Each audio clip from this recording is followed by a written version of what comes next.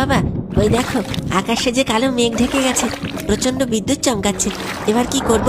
তুই সরে আয়, জিনিসগুলো ভালো করে ধরে বস। আমি পাল বইছি, আর একটু গেলেই নদীর পাড়ে পৌঁছে যাব। তারপর বাবা পাল টানতে লাগলো।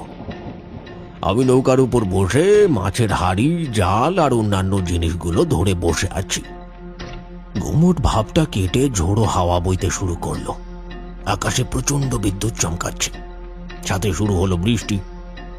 যা হোক, তাড়াতাড়ি করে নদী পাড়ে পৌঁছে আমি আর বাবা নদী পাড়ে ওই বট গাছটার নিচে দাঁড়িয়ে আছি।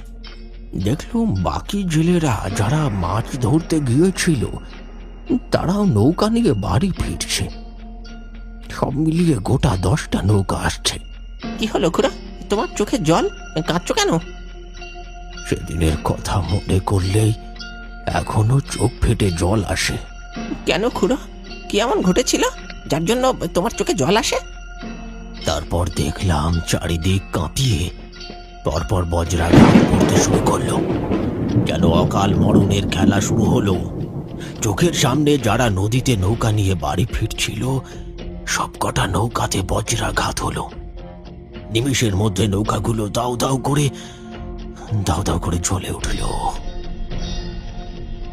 আর তারপর নদীর জলে নৌকাগুলো ডুবে গেল।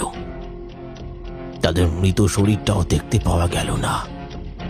খুড়ো, বৃষ্টি থামতে কেউ জলে জাল ফেলেনি? তাহলে তো শরীরগুলো পাওয়া যেত। সেই চেষ্টা করা হয়েছিল। বেশ কিছু জনের শরীর খুঁজে পাওয়া যায়, আবার বেশ কিছু জনের শরীর খুঁজে পাওয়া যায়নি। তখন থেকেই এরকম বর্ষার দিনে নদীর তলা থেকে রাত হলেই ওরা উঠে আসে, অপূর্ণ আত্মা, অতৃপ্ত খিদে নিয়ে। মাছ নয়, আত্মা খোঁজে তারা। ন্যাপা আর পল্টু থমকে দাঁড়ায়, আর তখনই বিদ্যুতের এক লম্বা রেখা ছুঁয়ে গেল তাদের পাশের গাছটিকে। গর্জে উঠল বজ্রধ্বনি, আর সেই শব্দের ফাঁক দিয়ে তারা শুনতে পেল দূর থেকে ভেসে আসছে একটা মর্মান্তিক আওয়াজ।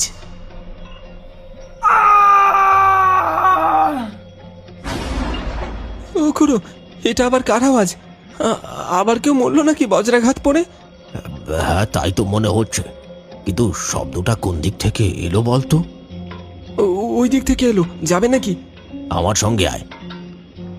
তারা মাচা থেকে নামতে যাবে, ঠিক সেই মুহূর্তে সবাই ঘুরে তাকালো মাচার উল্টো দিকে। ঝোপঝাড় পেরিয়ে দূরে একটা বড় গাছের গুঁড়ি